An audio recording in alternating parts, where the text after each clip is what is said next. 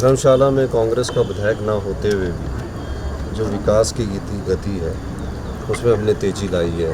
हमारे यहाँ से जो कांग्रेस के प्रत्याशी देवेंद्र जग्गी जी थे, हमेशा अक्सर धर्मशाला के विकास के लिए हमको मिलते रहे हैं।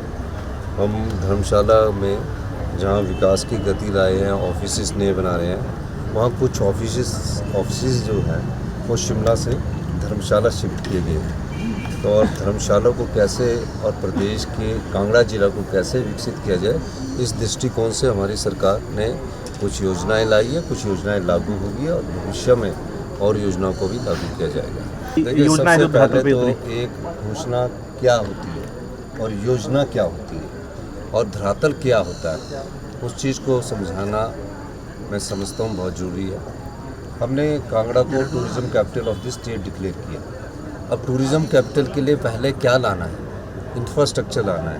उस इंफ्रास्ट्रक्चर में हम एयरपोर्ट जो आपका 25 सालों से जिसकी लंबाई नहीं बढ़ाई जा रही थी, आज मुझे खुशी है कि भारतीय जनता पार्टी की जयराम ठाकुर जी ने तो सिर्फ सपना देखा था कि मेरा ड्रीम प्रोजेक्ट है, हमने उसको धरातल पर उतारा है और तकरीबन 2,500 करोड़ रुपया हमने जो हमारे परिवार विस्थापित हुए हैं उनको हमने 2,500 करोड़ रुपया उपलब्ध करवाया है। पहला भाग तो ये। फिर उसमें कई बेचारों के कई सालों से सरकारी जगह में मकान बनाकर रह रहे थे, उन्होंने मकान बना लिए थे, अपना घर बनाया हुआ था। हमने उनको भी विस्थापित नहीं माना। इन्होंने अगर सरकारी जगह पर मकान बनाया, हमने उनके लिए भी केवल सिंह पठानी जी मुझसे मिले और इन्होंने हमसे बात की और हमने उसमें रिहेबिलिटेशन प्लान बनाकर हमने उनको भी पैसा दिया, जिसका 16 करोड़ रुपए, कुछ 71 लाख रुपया दिया। अब एयरपोर्ट का निर्माण होगा, बड़े जहाज उतरेंगे, यहाँ से विदेश में जहाज जाएंगे। ये एक योजना थी, एक विचार था जिसको धरातल पर लाया गया। अब उसको अमली जामा पहना दिया गया है।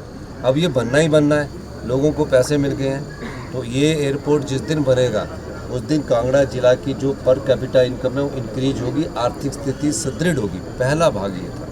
दूसरा था कि हेलीपोर्ट्स बनाया जाए।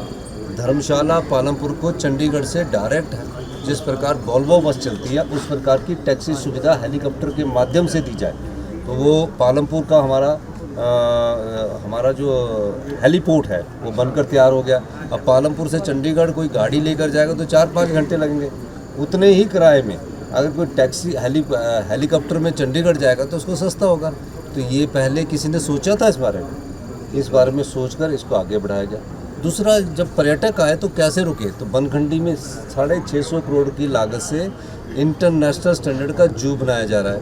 साउथ अफ्रीकन गवर्नमेंट से हमारी बात हुई है, हमारे एम्बेसडर से बात हुई, मुझे मिले हैं, वहाँ से जानवर लाने हैं ताकि एक दिन बच्चों को हम उसके बारे में ज्ञान ले सकें, अपने बच्चों को घुमा सकें ताकि टूरिज़्म आए।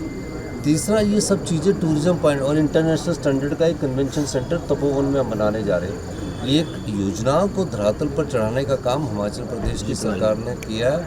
और आप देखते होंगे कि टूरिस्ट जो पहले बहुत कम आता था, बहुत ज़्यादा आने लगा है। हम यहाँ मैचेस करवा रहे हैं, मैचेस में हम कोई पैसा नहीं ले रहे पुलिस सिक्योरिटी का। क्यों नहीं ले रहे?